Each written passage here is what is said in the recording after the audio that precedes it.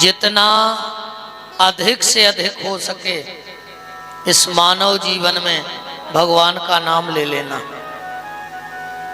साचे श्री राधा रमण झूठो है संसार, और बाजीगर को खेल है मिटत न लागत बार। नाम धन अगर हमारे पास है तो समझना कि भगवान की बहुत बड़ी कृपा है हमारे ऊपर। इसलिए नाम लेते रहो, जितना अधिक से अधिक हो सके इस मानव जीवन में भगवान का नाम ले लेना चाहिए। आज की चर्चा को यहां से प्रारंभ करते हैं। स्टेशन पर एक महात्मा जी माला कर रहे थे। उसी समय एक गाड़ी रुकी। ब्रिटिश हुकूमत थी उस वक्त, अंग्रेजी शासन था। तो एक अंग्रेज निकला ट्रेन से, और जब स्टेशन के बाहर आया तो महात्मा तो बैठ के माला कर ही रहे थे। अंग्रेज ने कहा, ए बाबा जी ये क्या कर रहे हो, और ये तुम्हारे हाथ में क्या है, लकड़ी का गोल गोल, ये क्या काट के बना लिया इसको। महात्मा ने कहा, जानना चाहते हो कि ये क्या है? बोले हाँ। वो बंदूक टांगे तो महात्मा ने कहा, तुम्हारे कंधे पे ये क्या है? अंग्रेज ने तपाक से कहा, ये हथियार है। महात्मा ने कहा, तो ये मेरा हथियार है। ये माला क्या है? साधु की हथियार। कबीर दास जी ने एक साखी में कहा भी है, माला मन से लड़ परी तुमका छाड़त मोय, अब बिना शस्त्र के सूरमा लड़त न देखो कोई। ये वैष्णव का हथियार है माला। काम, क्रोध, लोभ, मोह, मत्सर, दंभ, अहंकार, पाखंड, ईर्षा, अगर इनसे लड़ना है तो हथियार तुलसी की माला जरूर होनी चाहिए। अंग्रेज ने कहा, ये तुम्हें किसने दी माला? तो महात्मा ने कहा, तुम्हें बंदूक किसने दी? अंग्रेज बोला कि हमें सरकार ने दी है।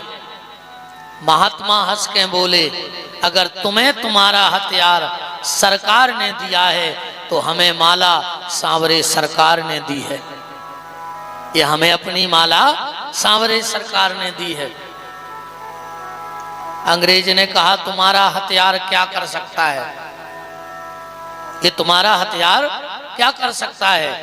तो महात्मा ने फिर जवाब किया, तुम्हारा हथियार क्या कर सकता है?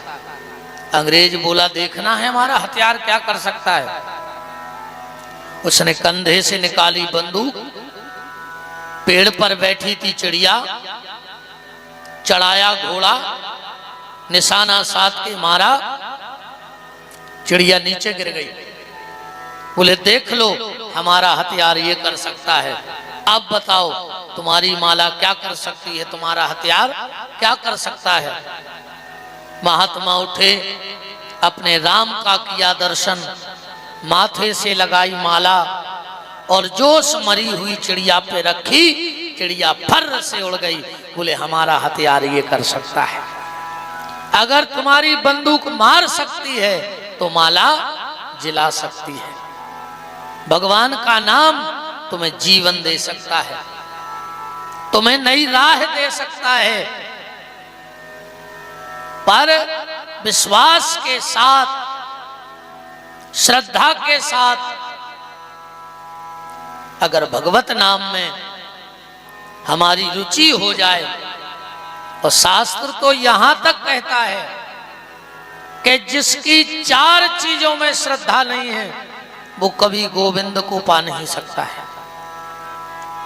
अगर इन 4 चीजों से आप प्रेम करते हो तो निश्चित गोविंद आपसे प्रेम करेगा, परमात्मा आपसे प्रेम करेगा। चार चीजें कौन? सबसे पहले गैया। अगर गौ माता में आपकी श्रद्धा है तो ठाकुर जी आपसे प्रेम करेंगे। एकादशी के व्रत में जिनकी श्रद्धा है भगवान उनसे प्रेम करने लगते हैं। वृंदा महारानी की सेवा, तुलसी की सेवा, अगर आप तुलसी की सेवा करते हो तो भगवान आपसे प्रेम करेंगे। और नाम संकीर्तन में, नाम जप में अगर आपकी श्रद्धा है तो भगवान आपसे प्रेम करेंगे। फिर आपको भगवान से प्रेम करने की आवश्यकता नहीं है, भगवान आपसे प्रेम करेंगे अगर इन चार चीजों में आपका भाव जुड़ गया तो। गौ माता, एकादशी का व्रत, तुलसी की सेवा और नाम गान में रुचि, भगवान के नाम में रुचि। तो ये भगवान का नाम मुर्दे को भी जगा देता है। और गोस्वामी जी कह रहे हैं कि जो नाम नहीं ले रहा है वो जीते जी भी मुर्दे के समान है। अगर भगवान का नाम तुम्हारी जिह्वा से नहीं निकलता तो तुम जीते जी भी मुर्दा हो। जिन हरि भगत हृदय नहीं आनी तो जीवत सौ समान ते ही प्राणी। तो बिना नाम के जीवन कैसा?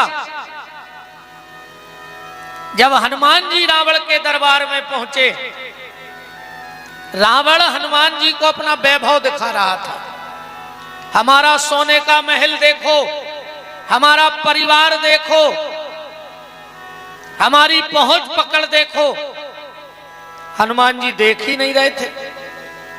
रावण को गुस्सा आ गई और गुस्से में कहता है, क्यों रे बानर, मैं तुझे अपना वैभव दिखा रहा हूं और तू देख नहीं रहा है।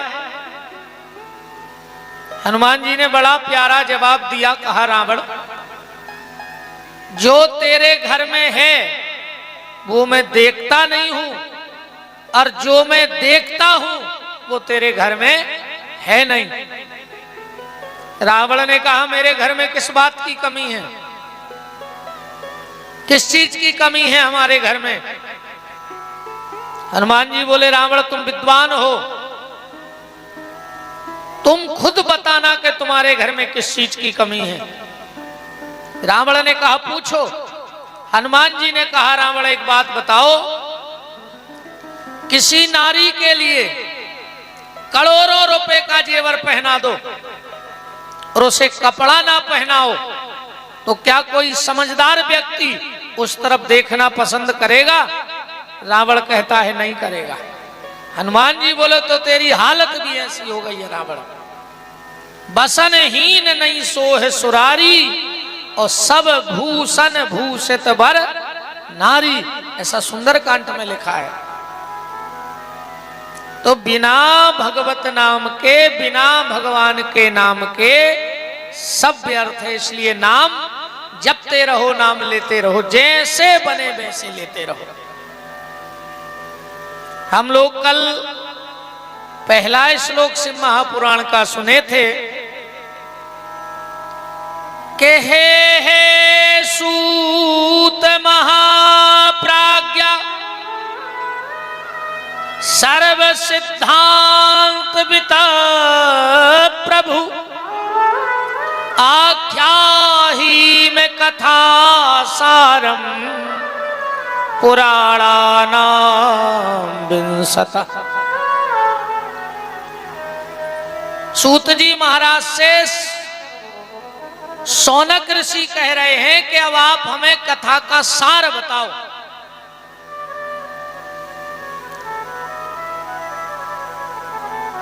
दुनिया की बातें छोड़ दो, आप तो हमें अब सार बताओ। सूत जी महाराज शिव महापुराण की कथा का उल्लेख कर रहे हैं। और कल हमने आपको बताया था, अश्वमेधम कृतम, चाहे अश्वमेघ यज्ञ कर लो और चाहे जीवन में एक बार घर में शिव महापुराण की कथा सुन लो। शौनक ऋषि बोले कि आपने तो बड़ा महत्व बता दिया शिव महापुराण का, क्योंकि कलयुग में अश्वमेघ यज्ञ करना संभव नहीं है, हमने कल भी कहा था।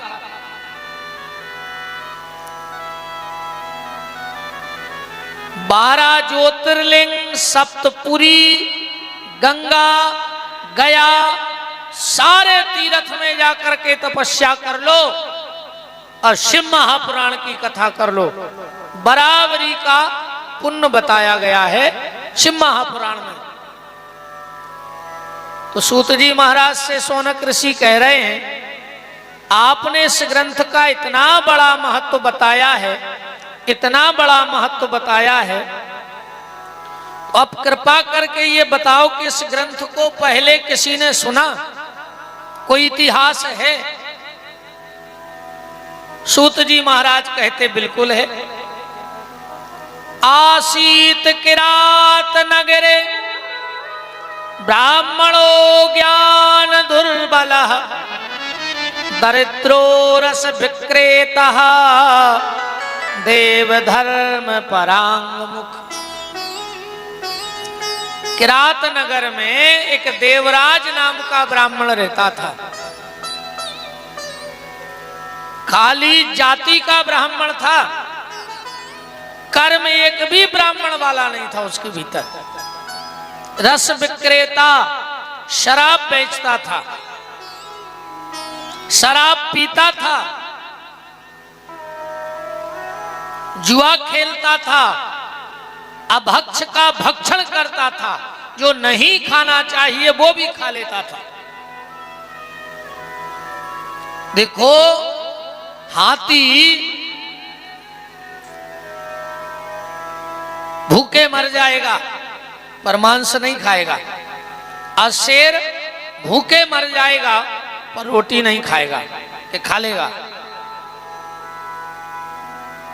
हर जीव का अपना धर्म है भोजन का, पर मनुष्य का कोई धर्म नहीं है। जो सामने आ जाए वो तैयार है खाने के लिए, जो सामने आ जाए वो तैयार है, कोई दिक्कत नहीं उसके लिए। अच्छा एक बात बताओ, जो मांस खाने वाले लोग होते हैं उनके भीतर घिनाद तो रहता ही नहीं हुई है। माछी आछी तो वे ऐसे ही खा लेते होंगे बीन के। जैसे अपन भोजन करें और उसमें माछी गिर जाए तो फिर भोजन करने की इच्छा नहीं होती, पर जो मांस खाते हैं उनके घर में मच्छर नहीं रहता होगा, इस बात से वो बड़े सुखी रहते होंगे। जहां मिला पकड़ के खा लिया। उनको काय का घिनापन, जब मुर्गा खा गए, बुकरा खा गए, सुंगरा खा गए, तो माछी उनके लाने कौन बड़ी बात है बताओ। भगवान ने इंसान बनाया है तो रोटी खा लो। किसी योनि में लगी थाली नहीं मिलेगी तुम्हारे लिए। अगली बार जाओ तो भगवान से कहना कि ठाकुर जी हमें इंसान मत बनाओ। क्यों? बोले हमें लगी थाली अच्छी नहीं लगती, हमें कुत्ता बनाओ, हमें मांस खाना अच्छा लगता है। अभी इंसान बने हो तो रोटी खा लो, फिर तो मांस खाना ही खाना है अगली योनियों में। रोटी किसी योनि को नहीं मिलेगी। हाथी कितना बड़ा है पर उसके लिए कोई थाली लगा के रखता है। तो देवराज नाम का जो ब्राह्मण था, नाम का ब्राह्मण था, जाति का ब्राह्मण था, पर कर्म से बिल्कुल पतित हो गया था। एक भावती नाम की एक वेश्या के चक्कर में पड़ गया। उस वेश्या ने धीरे धीरे करके और पूरे धन का हरण कर लिया देवराज नाम के ब्राह्मण का। और इतना आसक्त हो गया उस वेश्या में ये ब्राह्मण कि इसने अपने माता पिता और पत्नी की तक हत्या कर दी। मां को मार डाला, पिताजी को मार डाला, पत्नी को भी मार डाला।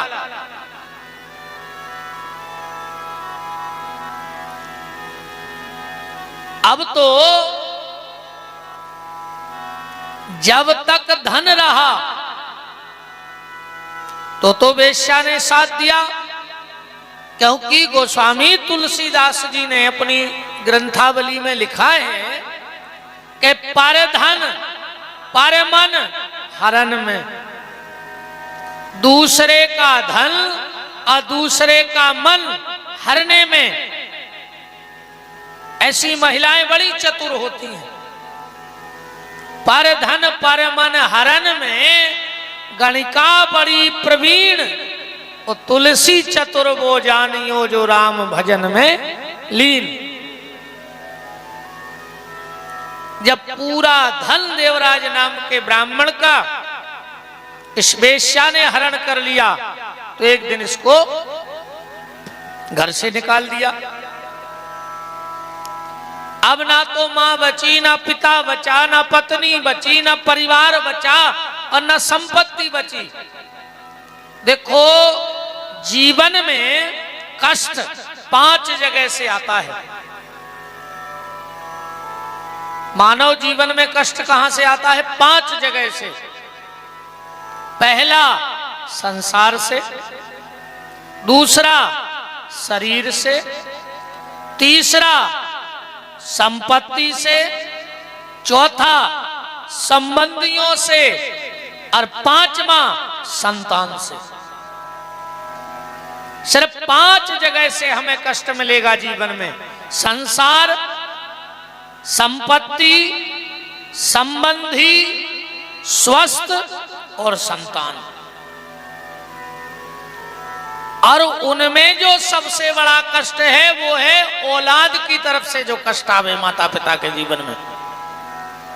औलाद के कष्ट में फौलाद जैसा व्यक्ति भी टूट जाया करता है।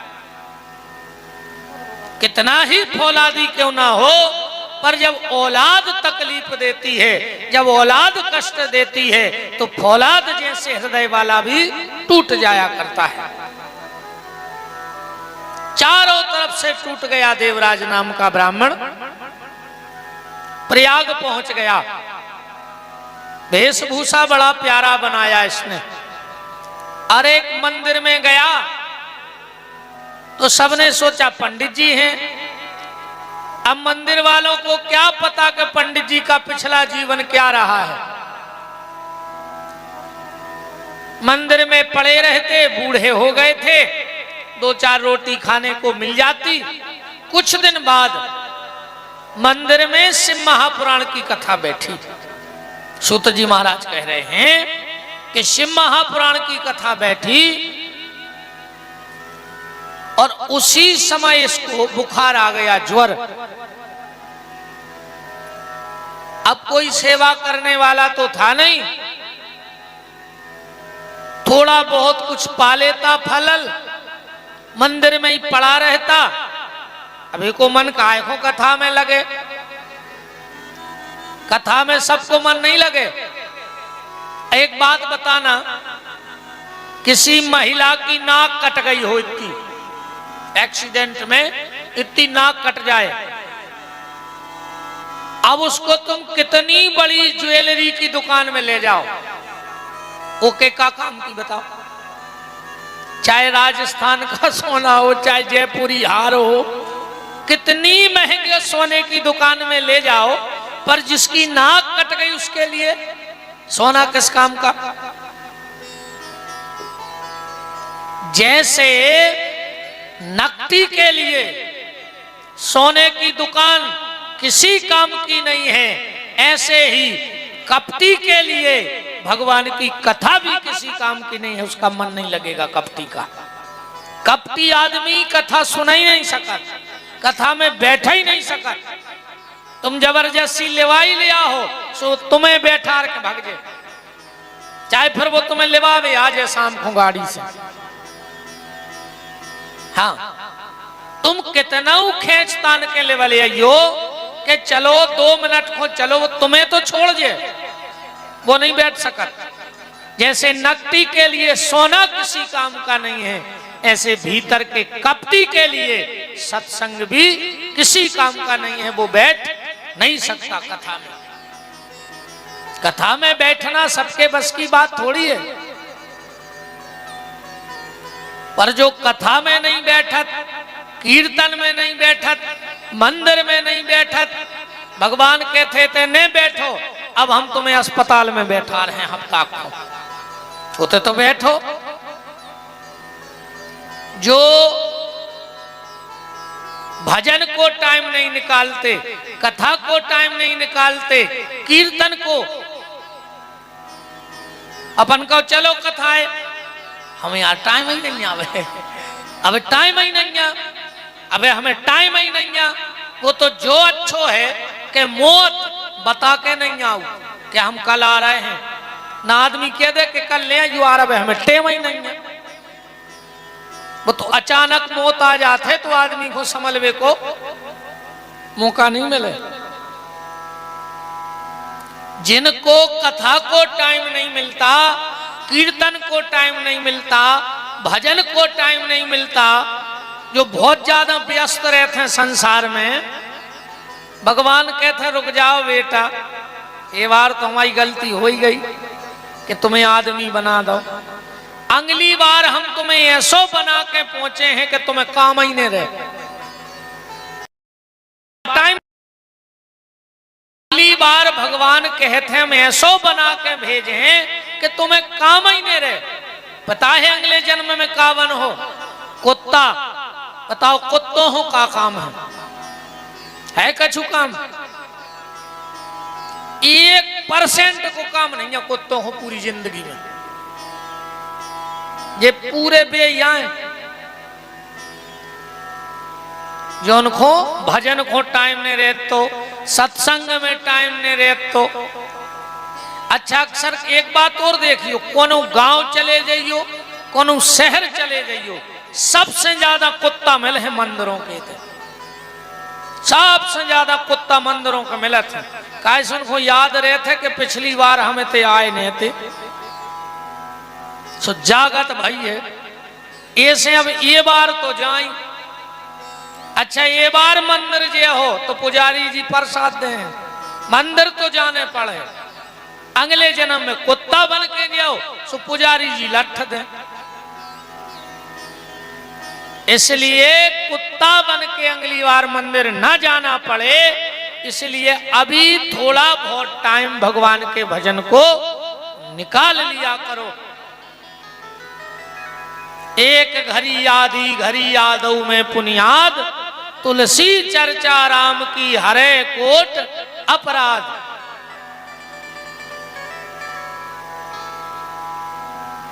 और फिर भैया एक बात और समझ लो, दुनिया के जितने काम हैं भी तुम्हारे जावे के बाद हो जाए हैं, गारंटी कहाई। तुम आधो मकान बना के मर जाओ, बाल बच्चे पूरो करवा लें, एक जने खड़े हो जा को की नजर में को वाह हो अवे तक कि वे मकान बना रहे थे और खत्म हो गए, फिर उनके बच्चों ने वो मकान छोड़ ही दो कि जब पिताजी बनवा रहे थे पूरा नहीं बनो तो वे छोड़ दे। छोड़ो को नहीं आज तक। पैसा दे के मर जाओ, घर के ले ले हैं, पैसा लेके मर जाओ, घर के चुका दें जैसे बने, शादी संबंध तय करके मर जाओ, घर के पूरो कर ले, जरूर रुके भी थोड़े से कि होली हो जाए, रंग डल जाए। सुनको बाप से मतलब नहीं है कि वो मर गए, वो तो दुनिया का के बताओ 1 महीना भाव इनके शादी होने लगी, समाज के डर से भी रुक गए हैं। संसार के जितने काम हैं वो तुम्हारे जाने के बाद हो जाएंगे। दुनिया का बस एक काम ऐसा है जो तुम्हारे जाने के बाद कोई नहीं करेगा, और वो है भगवान का भजन। अपने हिस्से का भजन कर लो, जो हो रहा है उसे होने दो, ज्यादा चेंचे में न पड़ो। अब फिर कितना कमा ले, आखिरी में तो एक ही शब्द बोलो जाने हैं, राम नाम सत्य है। बहुत बड़े बड़े आदमों के मरबे में गए हुए अपन ने आज तक सुनी कि 600 एकड़ जमीन सत्य है। सुनी आज तक? 14 बंगला बन गए वे सत्य हैं। 2 करोड़ बैंक में धर गए वे सत्य हैं। 500 कारें ले लें वे सत्य हैं। कितना कमा लो, आखिरी में शब्द तो एक ही बोलो जे है राम नाम सत्य है। इसलिए जीवन में समय निकालो भगवान के भजन के लिए। अपने जीते जी कुछ ऐसा करके जाना, अपने जीते जी कुछ ऐसा करके जाना कि तुम्हारे मरने के बाद तुम्हारे बच्चों को तुम्हारी आत्म शांति का उपाय न करना पड़े। तुम स्वयं कुछ ऐसा करके जाओ कि तुम्हारे बच्चे तुम्हारी आत्म शांति के लिए पूजा पाठ ना करवाएं घर में। वो तुम स्वयं करो, क्योंकि दूसरे के द्वारा की गई प्रार्थनाएं मरने के बाद तुम्हारे काम में नहीं आएंगे। जो तुम स्वयं करके जाओगे वो तुम्हारे काम में आएगा, जो दूसरे करेंगे वो उन्हीं के काम में आएगा। नाम भले तुम्हारा रहेगा पर स्वयं कुछ ऐसा करके जाओ। तो ये देवराज नाम का ब्राह्मण, इसका मन तो नहीं था कथा में, पर मजबूर था, बीमार पड़ गया तो वहीं मंदिर में पड़ा रहता। कथा सुनता रहा 9 दिन, और जैसे ही कथा की पूर्णाहुति हुई और इसके प्राण निकल गए। यम के दूतों ने कहा जाओ पृथ्वी पे महापापी महापातकी ब्राह्मण देवराज ने प्राण त्यागे हैं, उसको खींच करके लाओ। यम के दूत आए, उसको पास में बांधकर खींच ही रहे थे, इतने में भगवान भोलेनाथ के गण प्रकट हो गए। इसे कहां ले जा रहे हो? बोले ये नरक जाएगा, इसने पाप किए हैं। शिवगणों ने कहा नहीं, ये नरक नहीं जाएगा, इसने 9 दिन तक भगवान शिव की कथा सुनी है, ये शिव के दर्शन करेगा।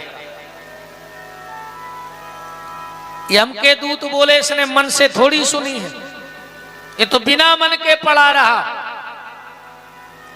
शिवगण बोले एक बात बताओ, आदमी जहर चाहे मन से पी ले चाहे बिना मन के पिए, मरेगा कि नहीं मरेगा? आग चाहे मन से छुओ चाहे बिना मन से, जलेगा कि नहीं जलेगा? ऐसे ही भगवान का नाम है, चाहे मन से लो चाहे बिना मन से लो, पर आदमी तर जाएगा, ये गारंटी की बात। यही तो परमात्मा की कृपा है कि बिना मन से भी अगर कोई कथा सुन ले तो उसका भी उद्धार हो जाएगा। सूत जी महाराज कहते हैं कि देवराज नाम के ब्राह्मण ने बिना मन से भगवान की कथा सुनी तो वो शिव के धाम को चला गया, और जो श्रद्धा और भाव से भगवान शिव की कथा सुन ले उसका तो जीवन में आनंद ही आनंद हो जाएगा। सोनक ऋषि बोले कोई और प्रमाण है? बोले हाँ, एक प्रमाण और है। दूसरा कौन सा प्रमाण है?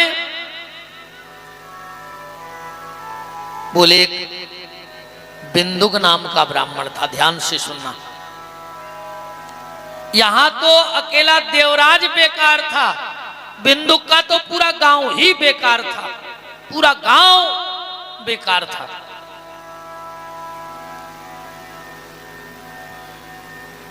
इसकी शादी हो गई बिंदुक नाम के ब्राह्मण की पत्नी का नाम था चंचुला।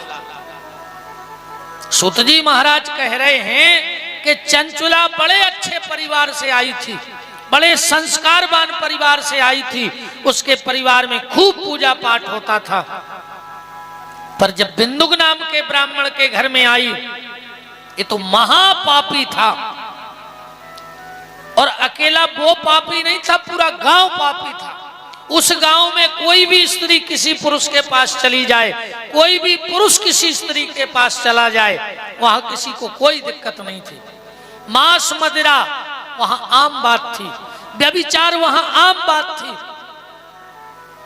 चंचुला आई तो चंचुला को वो माहौल बड़ा बेकार लगा, क्योंकि बहुत अच्छे परिवार से आई थी वो। एक बिंदुक नाम का ब्राह्मण एक वेश्या के यहां जाता था। चंचुला ने कहा, नाथ आप उस वेश्या को छोड़ दो, अब आपकी शादी हो गई। इसने कहा, हम उसे नहीं छोड़ सकते। तो चंचुला ने कहा, नाथ अगर तुम्हें उस वेश्या के साथ ही रहना था तो हमारा जीवन बर्बाद क्यों किया, हमसे शादी ना करते। अब आप महीनों घर नहीं आते तो ना तो हमें आपकी सेवा का सौभाग्य मिलता है। तो दोनों में बड़ा विवाद होने लगा। और एक बात बहुत ध्यान से समझना, जो अच्छे पति पत्नी नहीं बन सकते वो कभी अच्छे माँ बाप नहीं बन सकते।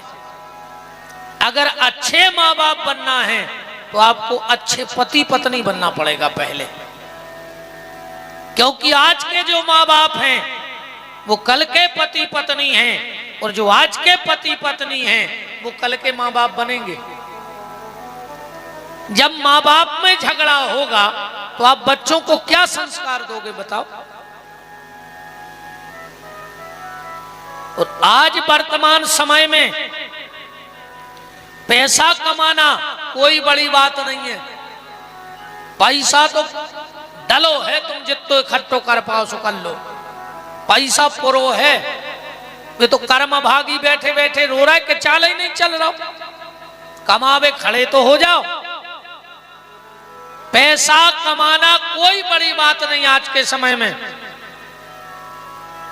नाम कमाना कोई बड़ी बात नहीं आज के समय में। सोशल मीडिया इतनी एक्टिव है कि 2 मिनट में पूरी दुनिया जानने लग।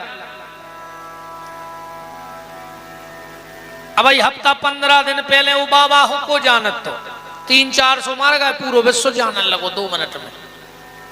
बताओ, एक पहला अपन ने सुनी थी कब उनको इतने बड़े बाबा जी हैं, अब सब जान रहे। नाम कमाना कोई बड़ी बात नहीं, पैसा कमाना कोई बड़ी बात नहीं। सबसे बड़ी बात आज के समय में है, अगर आप अपनी संतान को संस्कारवान बना सकते हो तो समझना आप दुनिया के सबसे धनी आदमी हो।